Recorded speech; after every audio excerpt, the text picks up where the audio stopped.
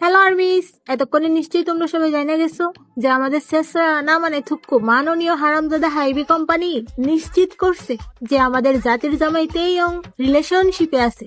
কিন্তু বেড়ারা হেডা কয় নাই হেটি কার লগে রিলেশনশিপে আছে। তো এবার আমি তোমাদের বইলা দিতেছি তেইয়ং আসলে কার সাথে রিলেশনশিপে আছে।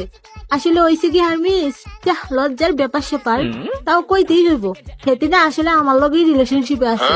এখন তোমরা কান্নাকাটি থামাইয়া তাড়াতাড়ি পার্লারে যাও, সাজুগুজু কইরা আসো।